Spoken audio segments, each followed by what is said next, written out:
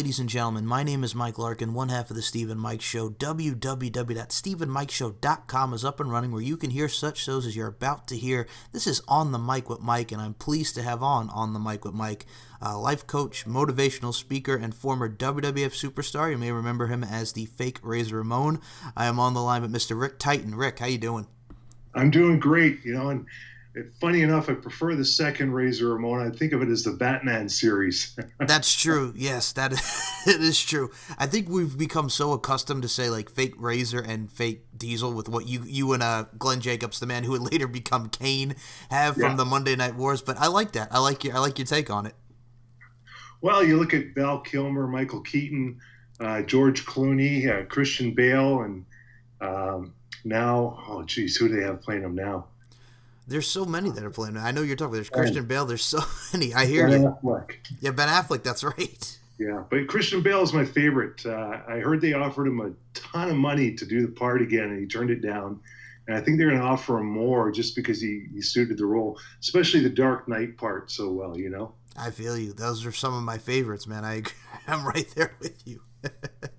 So first and foremost, to get started, I appreciate your time, and I got to tell you something. You and what was going on in the Monday Night Wars, I got to ask you, we're going to jump around in here. We're going to talk about some wrestling. We're going to talk about what you have going on now, which I got to say, I'm happy to support, and it's a pleasure to be having you on. But first and foremost, dude, Monday Night Wars, you and the fake Diesel, or second Diesel, however you want to call it, that man who would later go on to be Kane, you two were a big part of that Monday Night Wars, man.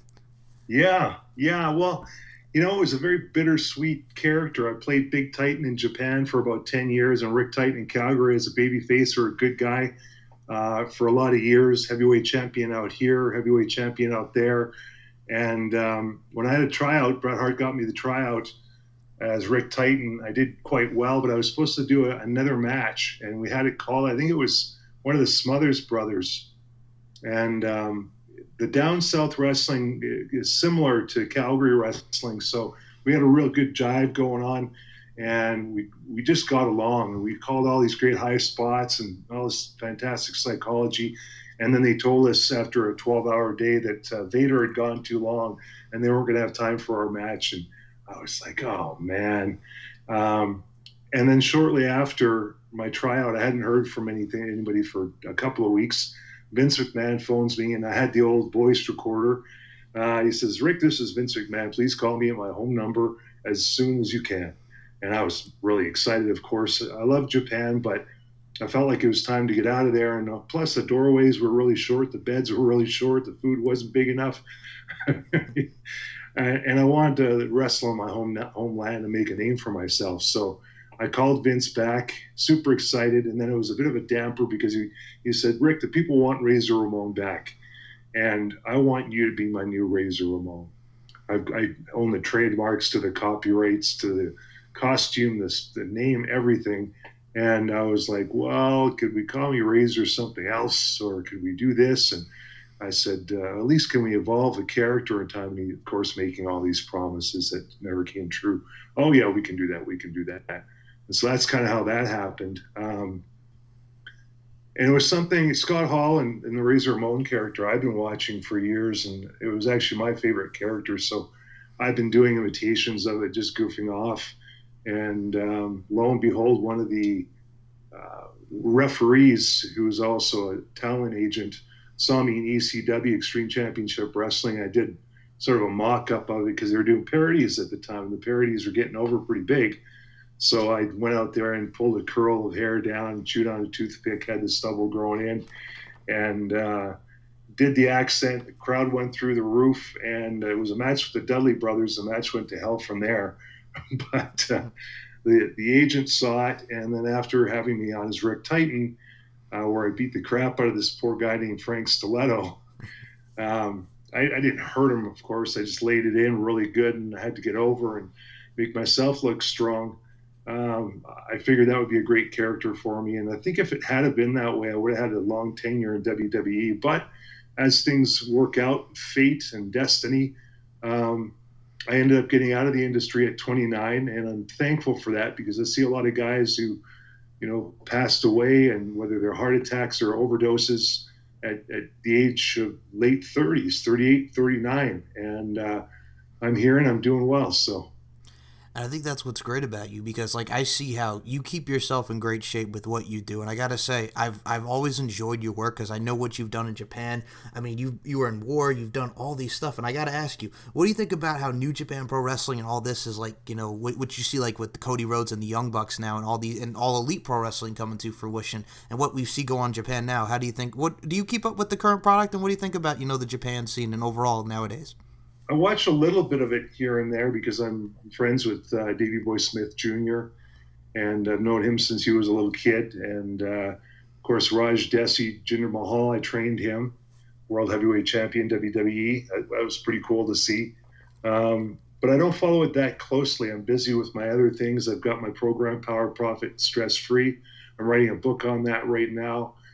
Part of the profit part is getting licensed for my finance, which I just actually had a meeting with a lady, and she's very happy to move some money over from one spot to our offerings and plans. And she's in her 50s already, and we can help her out, set her up backwards from retirement so that she'll have more than enough in her retirement. Because in Canada, the statistic is 91% of Canadians are going to be in poverty level when they retire. And so that's part of my mission there. And after going through a really physical path with all the wrestling and the working out, and then a really spiritual path, studying with a Buddhist monk for 4 years and studying Taoism, Hinduism, and yoga philosophies for the last almost 18 years now. I went too far in each direction. And so I finally think I found my balance because when you're that spiritual, they talk about leaving all your worldly belongings behind and always putting everyone first and having compassion for all other living beings. But let's face it, we live in the real world, and without much money, it's hard to live. And just helping others all the time, well, where are you going to be in retirement? And that'd be a pretty sad case. Agreed, and I think that's again to reiterate with you. Like I'm someone who, like you, is a very positive person, and I like to help people, and like what you're doing is helping people. If you look at podcasting, like I know you have your podcast, and now the Rick Titan podcast. I mean, you're spreading the word, and Yeah. somebody, and then you're influencing people. That's the great thing that we have with all these platforms. You have the ability to inspire people. Thank you. I appreciate it. And I wrote a book a long time ago called, well, about 7 years ago, called Wrestling with Consciousness. And I think wrestling fans would like it. It talks a lot about even what was going through my mind in a match with Hashimoto for the heavyweight championship, blow by blow almost. So a fan can really be in the ring and understand and the feelings and the psychology and the pain and everything that you go through. I think I was very descriptive in that. And I think fans would appreciate that. My new book's going to be more philosophical.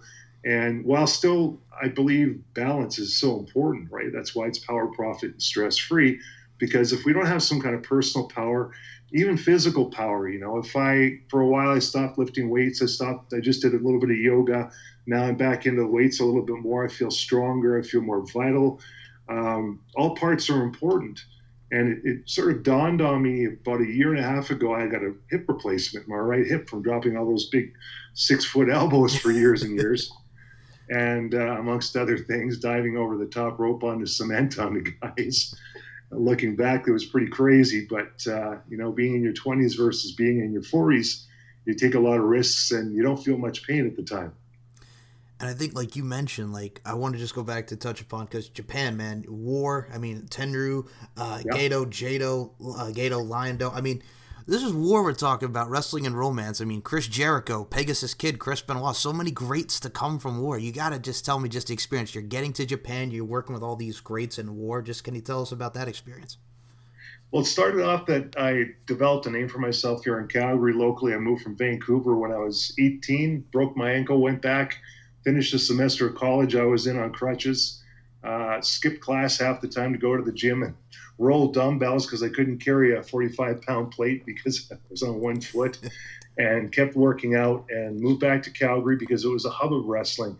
Just as I moved out here, Stampede closed down, but as a benefit of that, a lot of guys were opening their own small promotions, which made it easier for me to get in because we know how political wrestling can be. And so there was a guy, Ricky Fuji, out here who'd wrestled regularly for Stampede Wrestling, and he had given a good name for me over in Frontier Martial Arts Wrestling, Onita's FMW. Some people called it garbage wrestling, but I tell you what, it was some of the toughest wrestling I ever did. We did no rope barbed wire matches, steel chairs over the head every night. It was crazy. And I was actually going over there going, what am I getting myself into? But I think after a while, you just become desensitized. And working with guys like Sabu and Mike Awesome, God bless his soul, and Onita, just it was almost like them doing a handhold for me to take me to a different level, and the psychology of it. And Japanese psychology is quite a bit different than North American psychology in wrestling too. So. And I think what's great about it is too, like you mentioned, Stampede Wrestling. I mean, the Harts, the legendary Stu Hart, God rest his soul. I mean, even you see what they're doing now at like Border City Wrestling in Canada just celebrated its 25-year anniversary. There's so many greats that came from Canada, and I mean, like yourself, that really just influenced a lot of professional wrestling. So you got to give big ups to Canada. Yeah, a lot of great guys came from Canada, and unfortunate things like Chris Benoit Yes. kind of put a mark on things, unfortunately. But you look at Brett and all he did, and Owen again, another fellow who's not with us anymore. But I think the Japanese influence had a lot on our style as Canadians too. So it's more laid in. It's always good to know martial arts moves, and a lot of that was incorporated into our wrestling style. A lot more snug, a lot more tight. Same with Brett. You watch his matches. I mean, you really couldn't tell if it was for real or not. Mm-hmm. And I think that's what I love watching about his matches, because the technicality and just the intensity of how he wrestled. I think him and Owen, just the two of them wrestled the infamous match from WrestleMania 10, the SummerSlam 94 matches. Those, I mean, brothers, and just any time that Brett was in there, I mean, the Shawn Michaels feud, any matches that he had, British Bulldog, Wembley Stadium, I mean, come on. I mean, they're just absolute classics.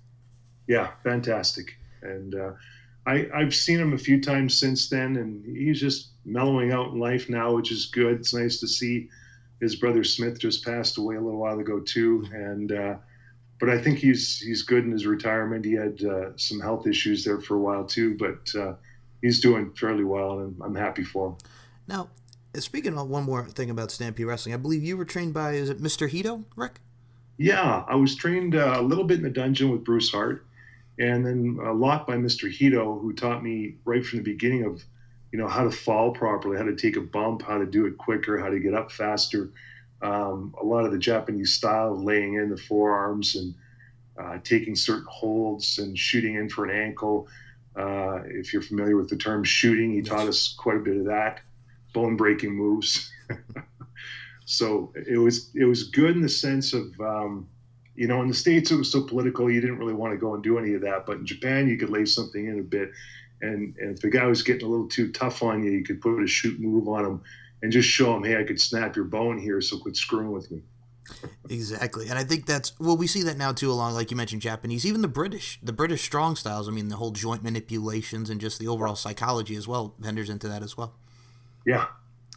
And I'll be honest with you, that's what I like about wrestling. Like you mentioned, like the States, I always enjoyed like the strong style. Yes, it's guys with the physicality and the overall intensity, but I just enjoyed the overall psychology, and I've always was a fan. Like I said, I'm a big wrestling fan, but just to see the hotbeds like the Canadians, Puerto Rico, Mexico, Japan, British, it's amazing to see just the evolution of these different territories, countries, what have you, just over the years. Yeah, absolutely, absolutely, and I think that's part of what. I've always been a very driven person, and I always had a hard time sitting down in a desk in school waiting till I could get out and do something. And I realized that about 6'5" and probably about 230 pounds. I've been lifting weights since I was 8 years old, believe it or not, watching Arnold Schwarzenegger and Lou Ferrigno, and I always wanted to be big and strong like that. And I finally thought, there's my chance not to sit in a desk, which is funny because now that I'm older, I like sitting in a desk. and bringing out the best in people's minds, bringing out the best in their soul, and personal power, inner power, and also finance, because it is so important, especially as you get older and your years are getting closer. In your 40s and your 50s, it's not too late to set yourself up well for retirement. And there's certain age gaps that you hit. And I know, as I mentioned with my hip the other year, I sat there for a while just on a couch healing, going, okay, I haven't really set myself up for retirement very well. Wow, I wonder if it's too late. And I didn't have any disability insurance. Fortunately, I was still coaching, so I could do that. I was walking on a cane to to go to sessions. Um, and it was really tough on my psyche, but it's that inner drive, I think, and you can pull that out of people, and Diamond Dallas Page is doing a pretty good job of that right now too.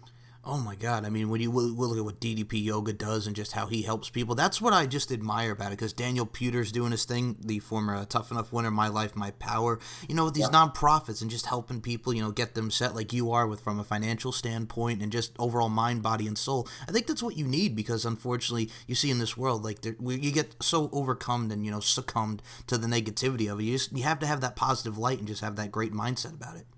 Yeah, absolutely. I mean, the locker rooms a lot of times were very tough, and the guys were trying to knock you off the ladder. Especially if a guy, I noticed three different territories where if they're around the same height as me, they always tried to outdo me or even shit talk me in the locker rooms and make me look bad and hold me to the mat when we were having a match when it should have been a lot more moving in order to put me over and make me look good. They didn't want to do that.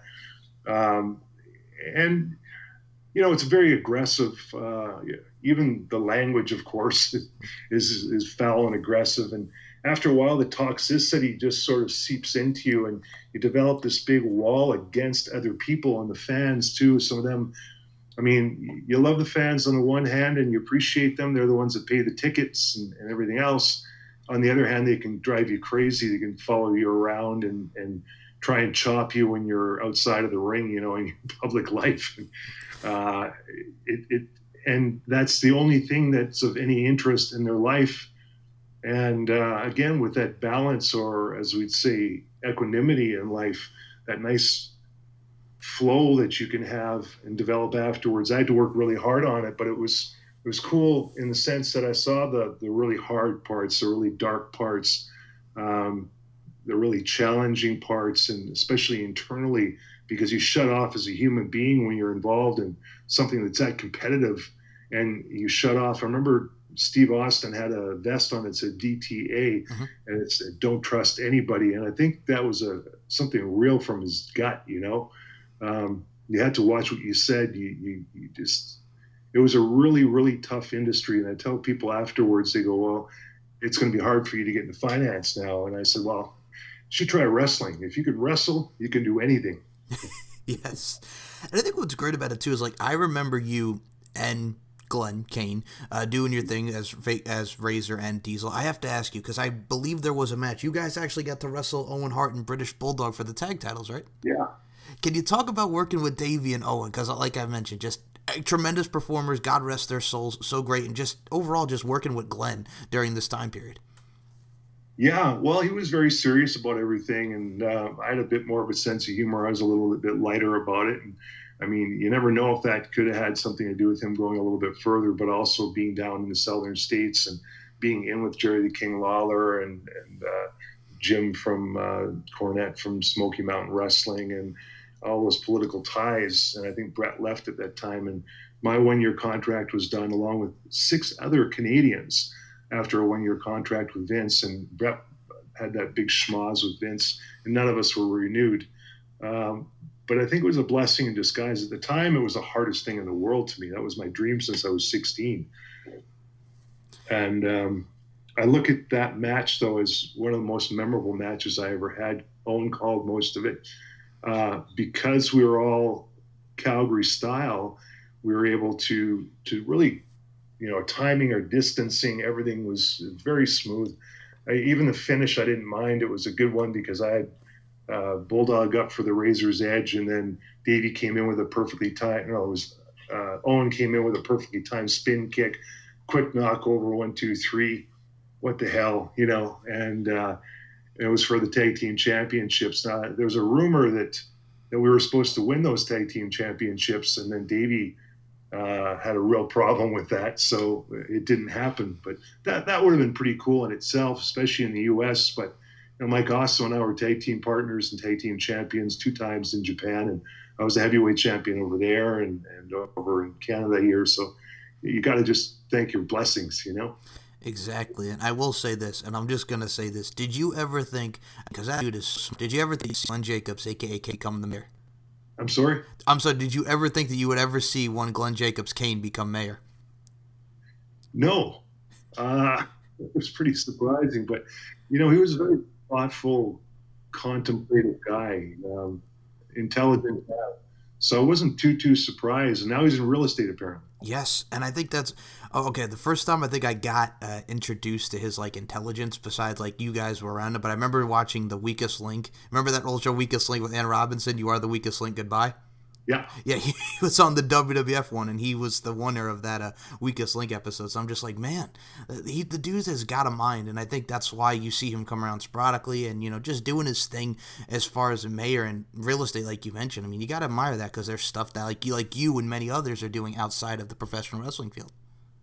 yeah. And again, there's that drive, right? That personal idea of success, and I've done this, so I can do it again in another realm. That sense of positivity that you have behind you, and it doesn't just come from having succeeded. I'll say to our listeners here, it's an internal thing, and you really have to believe in yourself, and you have to read affirmations, listen to affirmations, get your hands on whatever you can. I read an hour to 2 hours almost every day, always self-improvement. And because of that, in the public speaking, and stretch out and do things that are really uncomfortable, whether it's lifting a little bit of a heavier weight or trying something like yoga you may have never tried before, or Toastmasters, public speaking, if that's a desire of yours. And they say that public speaking is the biggest fear that anybody can have ahead of dying. So I strongly suggest Toastmasters to anybody who would like to get into the speaking business. After a while, it got to the point where I was doing so much speaking, I'd speak for an hour. I had the transformation technique. I had a 6-hour segmented seminar there that was going quite well. But we changed too, and they often say that people speaking about the things that the people that are working through those problems or have at least worked through those problems. And that way you can really relate to your clientele or your audience. Because you're heart-to-heart space with them, and that's a great feeling. That always reminds me of Cork and Hall, wrestling there next to the Tokyo Egg Dome. Those fans, they loved wrestling, and they loved us characters so much, and I think they even loved us as human beings. They're such kind-hearted people, the Japanese, So there's that. Every time I threw my arms up there in Cork and Hall, and I got that incredible scream, that reverberation, to me that was bigger than wrestling in Kawasaki Stadium, 50,000 fans. I mean, that was mind-blowing. Your hair standing on end. Every cell in your body is vibrating. Throw your arms up on the top rope. You got 50,000 fans just belting it out at you. It's like having a room full of massive speakers with woofers and tweeters in front of you, just blowing your hair right back. I can't say I think I'll ever experience anything like that again. But Cork and Hall, there was more of a heart space. It's sort of like, I know you, you know me, you appreciate me, and I really appreciate and love you guys. And that's how it is with an audience when I speak these days as well. The people come because they know I share a heart space with them, and I've gotten years of instruction on helping them get through the mind spaces and the heart spaces that they're having trouble with.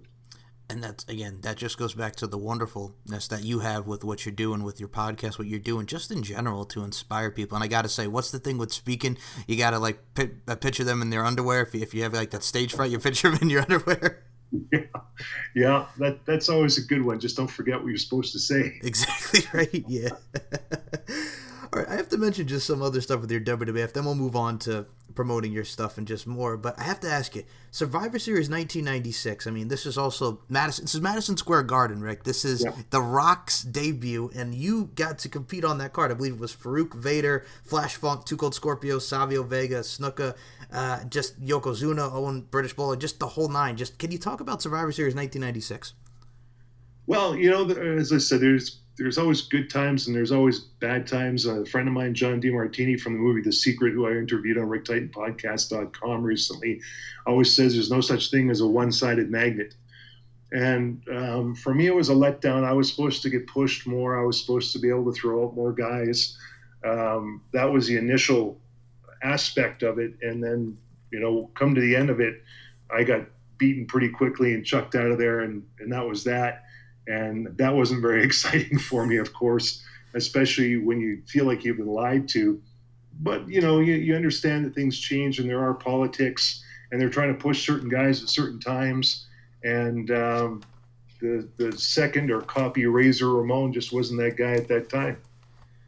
But I gotta just say this to you, even though it was short, and I know you and Glenn got to do some stuff. I believe in USWA as well. Yeah, Okay, yeah. I gotta tell you something. I really did enjoy it, and I think you work, because knowing your style and knowing how you work, I think you worked well with the best of your abilities. And we're talking about this 20 some odd years later, Rick. So you have a lot of impressions on people. Yeah, well, thank you. I appreciate that, and I also appreciate the fans remembering it and enjoying it.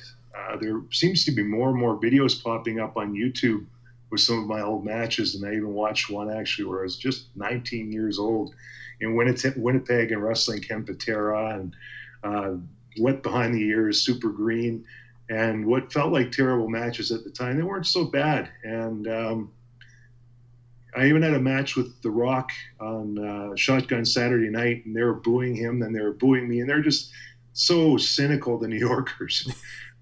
You couldn't make him happy. I tried to call a spot that would get him over, and they just said Rocky sucks, Rocky sucks, and he put me over a bit, and then they go Razor sucks, Razor sucks, and it was no matter what you did, there was no getting him happy. But I think in that Philadelphia area, in that New York area.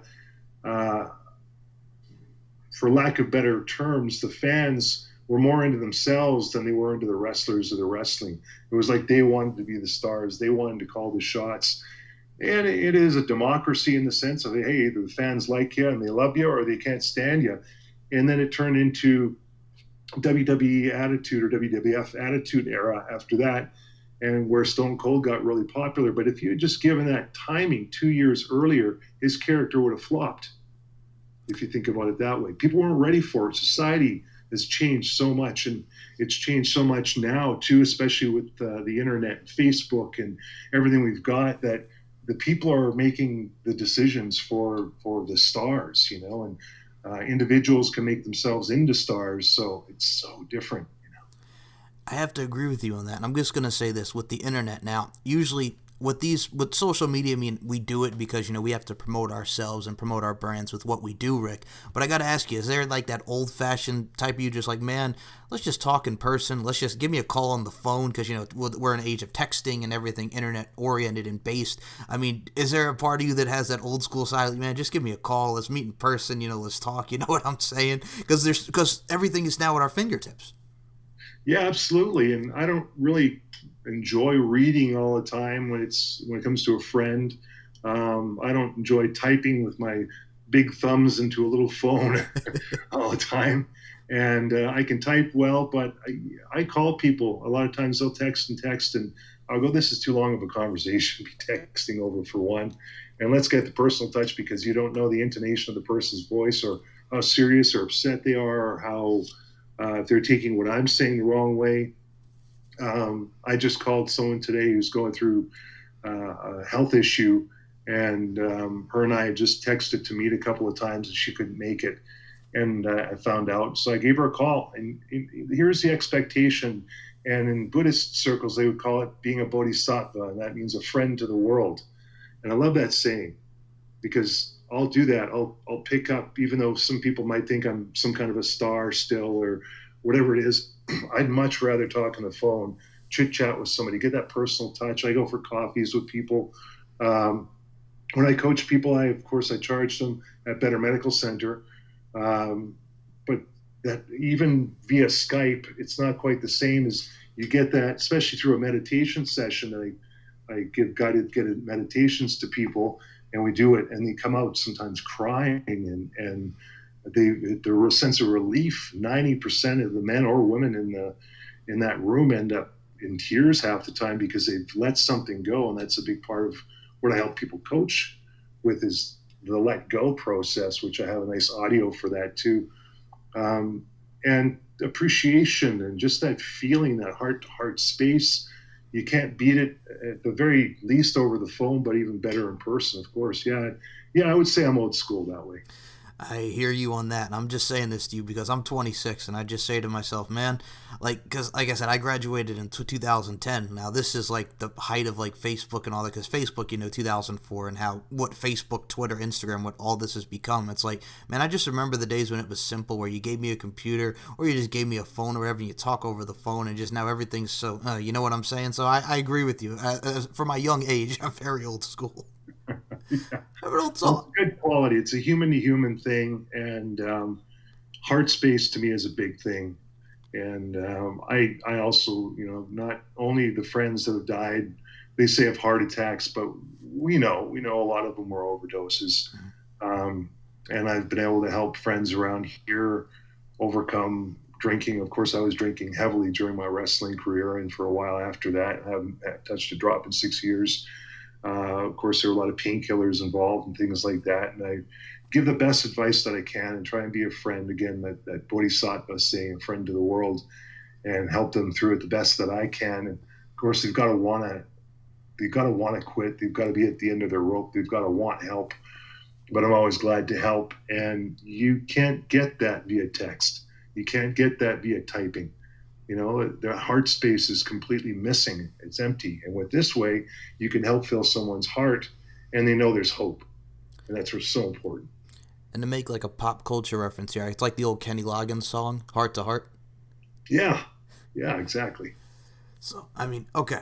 So you're done with WWF, Survivor Series 96. You're done with your WWF tenure. Then I remember New Japan, NWO, Hashimoto, Great Muta. I remember you going back to Japan. I believe your last match was in Japan. I believe that was in 1999, Rick, if I have that correctly. You got it. All right. Now, can you just tell me about going back to Japan and then your final match being in 1999? Can you tell us just go through just the Japan career going back to Japan? Well, WWE had sent us down to Glenn and I down to Mexico for a while, and I sort of knew we were sent down to the little leagues, and I didn't know what was going to happen. And then the contract ran up, and I got an invite to go to Puerto Rico. I liked Puerto Rico, and then I didn't. I mean, there was barbed wire around our hotel room, all around the building and everything. I was going to go for a walk at night by the ocean, and Dutch Mantel says to me, "What are you doing, Race?" I said, "I'm going for a walk." He goes, "You can't walk out there. The colors, man, the gangs, they'll kill you for $1." And I was like, "Oh, great." So I feel like a captive here, Yes. All the fans were pretty wild. They're pretty great. I did some really wicked interviews out there as Razor Ramon talking about the teeny tiny island of Puerto Rico, man. And you got a big superstar coming here to beat up Carlos Colon, your hero, or your hero's going to be no more. And I had a girl on each side of me in a bikini oiling me up by the pool. It was pretty ridiculous stuff, but it was fun. And just creating that character. And it got a lot of heat. The fans, boy, as soon as I stepped in front of that TV, the kids would load their pockets up with miniature coconuts. And I had no idea this was going to happen. So I walk out, I'm on TV, first match out there, I think, and I put my hands up. I'm showing some attitude, just sauntering around. All of a sudden, ping, ping, ping, ping, ping. I get all these little mini coconuts thrown at me by these kids. You don't even know what to do. You're getting it in the head and the crotch. And it was a fun time, but the money wasn't great. And I got a call while I was out there for New Japan, and I was really grateful for that because I always wanted to work with them anyway, having been in the smaller leagues like WAR, which was great. Good experience. Tenru was a great boss, and I ended up working with him in Japan a lot, or New Japan Pro Wrestling a lot. And it was like a second breath of life into my career. I went over there, and the referee wanted me to get in the ring to, do some kind of training. And I'm thinking, what are you talking about? I've been doing this for about 10 years. I don't need any training. And it was throw a punch. So I threw a floppy razor punch, and he goes, no, no, no, no. And I did it again and again and tried to lay it in a little harder, sort of big Titan style. And he still, no, throw a forearm. So I throw this forearm, and I just sort of bounce it off him. And he's like, no, no, no. And it was Black Cat Kroneko, who I was in the ring with, one of the trainers of the guys. And I felt so bad for him. I was wham, wham, laying his forearms in on his head. He goes, yes, yes, that's it. And in my head, I was thinking, when's the next flight out of here back to Calgary? If they're going to hit me like that, man. But yeah, they called, so WWE was Attitude at the time, and New Japan was called Strong Style. And I learned by, but after a while, you get Yeah. it was a lot of fun. I remember the great Muta in NWA and watching him, loving his stuff, and psychology, and spewing of the myth and everything. And what a great character. And Masa Chono having some fantastic matches. He ran circles around ravishing Rick Rude in one of the matches that I saw, and I thought, holy smokes, this guy is good, because he actually made Rick Rude look bad. But at the same time, the Japanese are all about action. So Rick Rude was doing his thing and, rotating his crotch, and they just didn't care. It wasn't anything to them. It wasn't interesting to them. Whereas American fans would be jumping out of their seats and booing and hissing at him and calling him names. You get a massive reaction. In Japan, they're like, just wrestle. We want to see what you can do against our hero. And I don't think he quite caught on to that. He kept trying to do the American stuff and get over with it, and it wasn't working. It wasn't happening. So, yeah, Masa he knew the psychology of the fans, and I think he tried to help Rick a little bit there, and nothing against Rick at all. He just didn't know the Japanese style. And the psychology, especially in New Japan Pro Wrestling, 6-man tags, we'd do something called a train, where we'd shoot a guy in a corner. It would be one guy clothesline, 2 guy clothesline. I'd do the 3rd clothesline in the corner, and the guy'd stumble out and fall down. But a whole bunch of combinations like that, and they're really hard to memorize. And the way the fans thought, and to me, their culture is very different from us. So, saving face and not saying things that are true a lot of times. You don't know what's going on with them. They're quite stoic a lot of times. And the fans were way crazier than they were in Canada and the US, in the sense of just loving the sport or the business. It was cool, but it was a brain strain once again, because in FMW and WAR, there wasn't nearly as much psychology. And in New Japan, you had to really start to wrap your head around what Chono was thinking and doing, and he would try and explain it to me in the locker room, calling the matches, and they were brilliant. And Muta, and I started to get the psychology of it, but I even got a little bit of a verbal lashing from one of the guys. Why can't you remember this stuff? Like, it doesn't make sense to me. Psychology wise, the American mentality and the Canadian mentality made sense to me, but I can't wrap my head around this. All I can do is memorize it, like algebra. So now take me to, because like I said, I think listening to you just talk about your career, just talk about your purpose and what you're doing now. Obviously, I could tell you're someone who has no regrets from what he did with wrestling, because you accomplished so much. You got to work in the WWF, you got to do ECW, you got to do Japan. Just can you tell us about your final match that took place in 1999 in Japan? Yeah, it was against Shinya Hashimoto. It was for the World Heavyweight Championship in Osaka, and there were about 10,000 fans there. And so I wanted to go out looking good. My contract was up. I wasn't sure if that was my last match or not, but I had a sense it was. And, I was looking for something inside. And I felt, and I put this in my book, Wrestling with Consciousness, that you can get on my website, ricktitan.com, ebook version, that I was aching from ankle to temple all day, every day, just spraying with pain. And I thought, I don't know how much longer I can do this for. And then I thought, well, what am I going to do next? I like acting, but I'd been acting on and off in Calgary for about 20 years by that point. Maybe not quite that long, but on and off. And that's all it was on and off. You get a good gig for a bit. I did a movie called Painkillers a few years ago, which was pretty cool. Had a role as just sort of a big monster, mean guy, male nurse character. And that was fun, but the money is okay. And, it's really like a chosen one like Dwayne Johnson, who I think was taking acting classes. And I think Bret Hart was too near the end there. If you notice, their interviews got way more intricate and way better. And they sort of took a jump from here to here, where a lot of the other guys sort of stayed the same. And it was because of their psychology and their interviews and their character.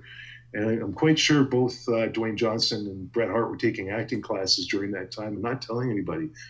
And that's what got them over so big. If The Rock didn't have his interviews, he wouldn't have been The Rock. Well, yeah, and then a year later, look at The Rock. He's in The Mummy Returns, and he's doing The Scorpion King, and then he just took off huge. Yeah, yeah. And so I thought about that, and I thought about what other things I could do. And so it was sort of a self fulfilling prophecy. The finishing move for that match was Hashimoto's DDT. And I thought, well, if I'm going to lose for the World Heavyweight Championship in front of 10,000 people on TV all over the country, I'm going to make it look like he killed me. And well, he just about did. He hooked too hard, and he was known for this, for being stiff, being a crowbar. And he's another fellow that's passed away, unfortunately. I thought, well, I'm going to jump really high, land on my head, block it hard, and make it look like a real finisher. What happened was I did land on my head, and I had an old picture in the magazines of my feet just up in the air like that, and I hairline fractured my C5, C6 vertebrae. And so I had a concussion for the first time ever. Didn't know what it was. The reporters are coming back to the locker room area to do interviews with me. I was just like all the life had been sucked out of me. All the intelligence had been sucked out of me. I could barely do an interview. And I kind of knew that was it. And so it was a bit of a depressing time after that. I was thinking of trying to get into WCW, but again, with your body spraying pain all day, every day, you start going, geez, I don't know if I want to or I can or any of that, but what am I going to do? I had no idea. And fortunately for me, I'd actually picked up just the Book of the Buddha. I was searching through my hotel room in New Japan Pro Wrestling one night, just looking for something. I don't know what it was. I just felt like, and we usually go out, we'd be drinking and partying, and I just wanted to be alone. And I rifled through my bags, the drawers. I don't know what I was expecting to find. But in the nightstand, there was the Bible, which I was raised Catholic and went through the Bible a lot. And there are a lot of great things in there, a lot of things that I don't necessarily think that people need to learn or that are very helpful, but that's just my personal opinion on it. And so I started reading this book next to it, the Book of the Buddha. And it would say how to solve your problems in your mind. Talk about meditation, where it would take your mind, calm your mind. So all these years, I knew how to psych up. I knew how to get crazy and feel no pain and get the adrenaline going before I even hit that ring. And that music was my trigger, my cue to just be all my cells insane and not feeling pain. But I didn't know how to come down. I had no idea how to do that. And all we would do is drink beer after the matches. That's how we did it.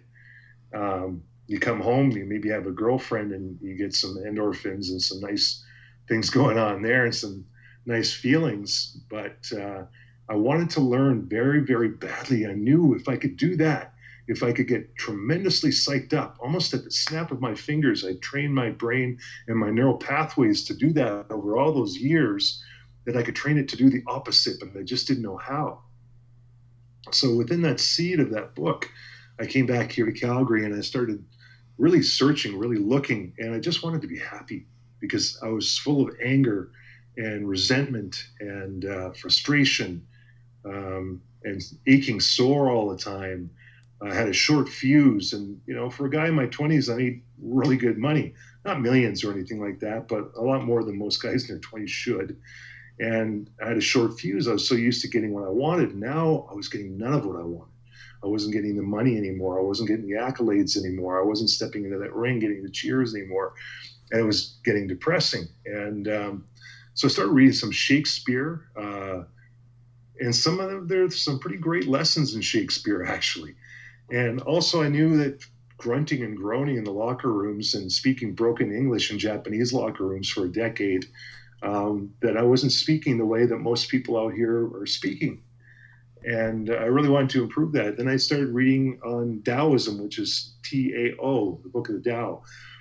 And it was super deep. I mean, it was, at the time, I could probably only learn 1 out of 10 of their scriptures because they were so deep and philosophical. And then I started reading on Buddhism, and I really like the Dalai Lama's material. Right now, I still read some of Pema Chodron, her material. A great book is called When Things Fall Apart.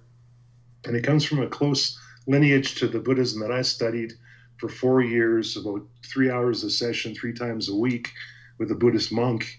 Although those books were really hard to read, but he took us through them. And you compare it to having mental grasping, clinging, and attachment to, say, Haagen-Dazs ice cream or pizza, or these things that inside of us, or a girlfriend, whatever it is that we don't have that we really want. And the Buddha said that the cause of all suffering is a desire for that which we cannot have. And it's so simplistic, but if you really take it down to your deep core level, it's so true. And these basic truths that I never really heard put so simplistically before, and explained and read to and taught all these different meditations. Each time we go through 2 meditations per session. And so I learned them, and I started creating my own acronyms, like the anger meditation, the stress meditation, the let go meditation, because letting go of the past was something I had a real hard time doing. And I meet people all the time. They're trying to let go of careers. Here in Calgary, oil and gas went down the tubes when the economy did. You've got people that were making 150K a year working for minimum wage in retail stores. People going through divorces, separation, loss of a loved one, breakups, all kinds of things. And letting go is a huge part of being happy in life, I think. So these were the things that I was seeking and searching for. And I read a lot on Hinduism, which I believe Buddhism branched off of. But Buddhism is, it's a more easy read for the North American mind. And then the way that I've North Americanized things in my speeches too. The first couple I did, excuse me, Joe Forzani, football Hall of Famer here in Calgary, went to one of me. He goes, "Rick, that was way over people's heads. I don't think most of the people understood what you're talking about." So I learned to kind of water it down, and then always speak in comparisons of, hey, have you ever had this happen in life? Well, here's how this strategy works. And it does carve new neural pathways in the brain. So all those aggression ones I had and psych up ones I had, well, if you stop using those, they grow over after a while. And then if you start developing new ones, that you can carve new neural pathways in the brain of how to find that state of peace and calm, and just being present with what you're doing, being 100% present with other people instead of avoiding them like I'd been doing for a decade. Then you find this sense of happiness within, a sense of fulfillment with everyday life. And that's what I needed, because I didn't know how to go from being a superstar to being this everyday life guy. It was such a challenge. And even going from 150 to 200K a year down to minimum wage, I mean, that's going from a superstar to a regular person. And then what do you do, and how do you take it, and how does your ego take it? And egolessness was a big practice that I had to work on as well, because just to be in the wrestling business, it's necessary to have a massive ego. Otherwise, you don't go anywhere. Exactly, and that goes back to like the political system that you mentioned, and then you're getting your brain, away from that, and you, like you mentioned, letting go of the past. And I gotta just say this: it really just, I'm listening to you, and I'm listening to you tell your story, and I think that really is just inspiring, because people have to cherish, and people just have to, just appreciate moments. And like you mentioned, I think all those, like you mentioned, Tao and just Buddha and all in all, that's really something. If you actually break it down to people, for so like the simplicity factor of it, it's wonderful, because then people can have a better understanding and overall appreciation of it. Yeah, and that's why I called my seminar the transformation technique, because it really does transform. And at the same time, it's like having a great personal trainer for a while. You've got to keep working out. You've got to keep training the mind. There's a term called Lojong in Tibetan. It's called the training of the mind. And it's a step-by-step procedures, including the meditation, where as we speak here in beta brainwave level, when you meditate, you go into alpha brainwave level, which goes subconscious. So you can retrain your mind into being okay with things that would drive you crazy before, or if you're having anger issues, how to calm it down and keep finding that space of peace and calm within again and again, and retraining the mind. And after a while, most of my clients say, hey, wow, I can feel that from you, Rick. Well, it's because I practiced for years and years, and still practice almost every day to find that space of peace and calm and that equanimity and that compassion for other people, which I didn't have when I was wrestling. I was all about me. It was complete selfishness.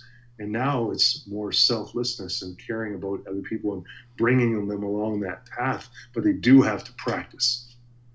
Now I have to ask you because we're talking a lot about like stress free, which again I could be here all day talking about it because I feel the exact same way you do, and I really am just enjoying this conversation, just talking about it Right. with you. And I'm gonna just say this to you right now before I get to my last couple questions. Anytime you want to come back on here, you're more than welcome. I've had a blast talking to you tonight. Thank you so much. I appreciate it. You are very welcome, Rick. Now, podcasting. So the Rick Titan podcast, it's out now. You have a lot of your friends on there, such as doctors, coach, etc. I mean, how did you get into the podcasting field? Well, it's funny. A fella who's better with technology than I am, and he's your age, 26, Luke Blake is my co-host. And we started talking about a lot of my history, and he's a really intelligent guy, and he's got a great job with the government, and he really liked Joe Rogan's podcasts. So we videotape portions of it, and then we give the rest on the podcast, ricktitanpodcast.com. We're having a new guest come up in a couple of days. He's the CEO co-pilot, Curtis Heron. We had Dr. John DeMartini from the movie The Secret on. We're going to have Joe Forzani, the old football player, on. And interesting people. And the idea, again, is power. What is power to you? Is it outside power? Is it physical power? Okay, but then where does that end? How far does that get you? And then if that's aggression, is it pushing people away from you and making you fail at your endeavors? Or is it inner power? Is that more important to you? Of course, I think it's both. And then profit. Well, is it learning more? Is it reading for an hour a day or studying or even working a second job or second part-time job for a while, or just finding ways within an industry or another industry to make more money so that you can go on vacations? I'm not talking about being filthy, stinking rich. And I mean, they say that lots of money makes us more of who we are. And I know some people who are very wealthy who are real a-holes, and I wouldn't even have on the program just because of that wealth part of it. But I think wealth is important. Philanthropy is important. If you can give, and you can give to your family, and you can be comfortable and always know that you've got enough. That scarcity mentality is scary, and it leads to a lot of stress. And as spiritual as I was working on being, and teaching people about stress, there was a deep part of me that was still stressed because of finances. And the coaching industry is great, but it's also not terribly, terribly steady either. So with this finance, I get to help people with their retirement and take away that, alleviate that fear. And then stress-free. What is stress-free to you? For some people, it is working out, blowing off some steam. I would strongly recommend meditation. And I can even send out a free one if people want to email me at rick@ricktitan.com. I don't have a problem with that, just to help people get on their way, because there are tens of thousands of meditations out there on the internet right now. And it's sort of like going to a gym. You walk into a gym, you've never worked out before. Well, I tried it once, it didn't work. Or you go on a diet and it's not the right diet for you, or it's too hard. Well, I tried it once, it didn't work out. I tried meditation once, it didn't work out. You have to have the precise right meditation for where you are at this point in time, or for what your problem is that you're trying to work through. That's the key. And then once you have those specific meditations to work on, and the philosophy to go with them hand in hand, then you start to transform. Then you start to evolve and change and become your best you that you could be. And whether that's physical, getting psyched up, because I actually got a video series called the Fire It Up video series too, for people who are having a hard time getting that jive back, getting their mojo, really getting into what they need to get into. And there's some wrestler mentality to it in there. And there's also, if you're calm, if you're steady, if you have calm confidence, then you can also go into whatever it is you choose to go into with that inner strength. Have one final question, but first and foremost, I have to mention this to you because you did mention, I believe, Painkillers, the movie. You did some acting as well. I have to ask you, because I remember watching this as a kid. It was on the Disney Channel. I used to watch every time I come home from school. Honey, I Shrunk the Kids, the TV show. I believe you did some acting on that show as well? Yeah, I was called the Meanest Barbarian, and we had this cool sword fight match where they had electrical zappers on the swords. And I took a big bump. We were down in the woods, actually, in South Calgary. And I took a big bump a big jump and leaped onto my back a whole bunch of times. And they're going, "You don't have to do that. You're going to get hurt, you know." And I'm thinking, well, it's just what I do. And even though the ground was hard, I wanted to make the show look really, really good. And yeah, it was fun doing that. I'll be But thanks honest. for reminding me. You're welcome. Well, I'll be honest with you because when I was a kid, I used to love watching the show. Peter Scolari, who was on Yeah, Bosom Buddies with Tom Hanks, was Wayne Selinsky, Rick Moranis' character from the movies. And I yeah. just remember enjoying that show every time, after school, you do your homework, you put on the Disney Channel, and that would be on. And I remember seeing that episode, and then before we even did this, I'm doing notes, and I'm looking, oh, that was Rick. So I'm glad we got to talk about that because that just rekindles my childhood right there. That was a Nice. great episode. Awesome. Now, final question, just before I have you plug everything. Any advice to anybody that wants to get in, because professional wrestling, life coach, motivational speaker, you've done a lot for yourself, and I truly and I sincerely mean this. I wish you nothing but the best and continued success, Rick. So any advice for any guy or gal that wants to pursue a career in wrestling, life coach, motivational speaker, what advice would you give them, Rick? I would say, you've got to know the dark to know the good. So in wrestling, I was in Vancouver and there was all-star wrestling there. I knew how political it was and how hard it was to get in. Maybe try and find a place where they're a little more welcoming. Don't let anyone rip you off. If they're wanting thousands and thousands and thousands of dollars to train you, half the time they don't show up. Be wary of that. On the flip side of that, if you can get in politically and find some place that's reasonable financially to get into, and look for the wrestlers that are really good. Even if there's a medium level wrestler and he's never trained anyone before, if you could kind of pay him on the side or something like that, I think that's a great idea, because then you won't have to pay nearly as much and you'll get to be as good of a wrestler as him. You'll have learned the good habits rather than the bad habits. And as long as you're being realistic about it. I mean, I could never be a horse jockey. I'm not 4'8" and 120 pounds. It's not realistic.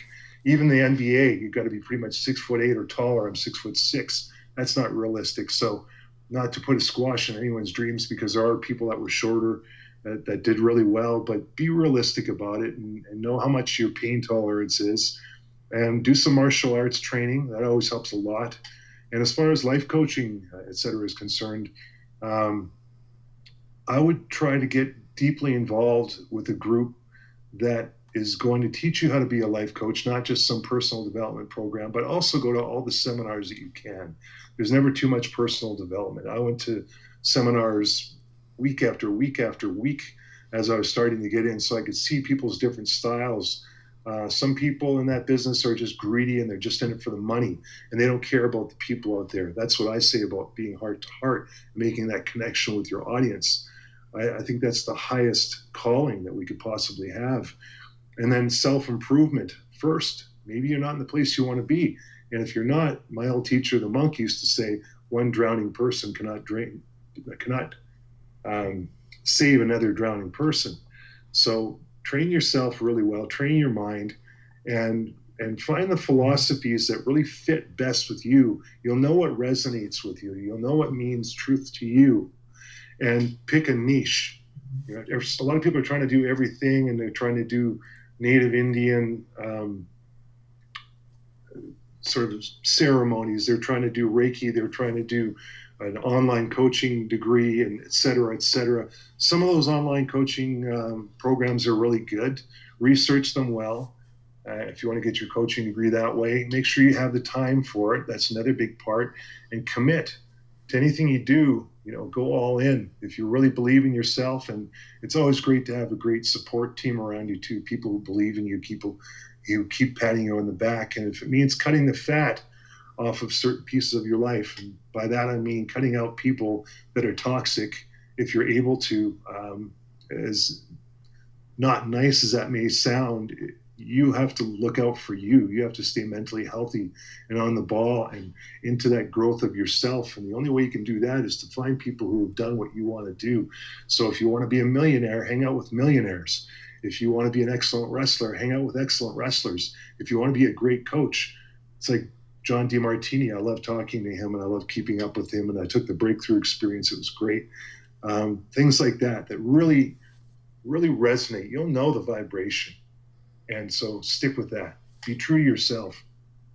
I'll just say that's beautifully said, and I'll add an amen to that. Rick, I got to tell you, you're an intelligent individual, and it's just, again, it's just been an absolute pleasure and a joy speaking with you, and just good vibes all around to you, and just going forward, and to everyone listening. This has been an absolute pleasure. So this is where I step back, sir. Again, promote Rick Titan Podcast, Facebook, Twitter, Instagram. Let everybody know where you can find you, sir.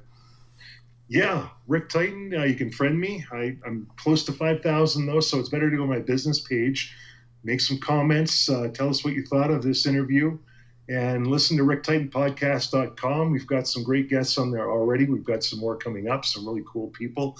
You can learn from them. I always learn from them. One was on relationships by Eileen Head a little while ago. She was great. I was quiet almost the entire time because she was talking things about relationships that I had no clue about. You talk about the big dumb wrestler stereotype. That's what I felt like. So it'll blow your mind. It's really great stuff we've got going on. And if you wanted to do some coaching, I do coach over Skype, and I can take people through guided meditation over Skype. So rick@ricktitan.com if you would like to get set up that way.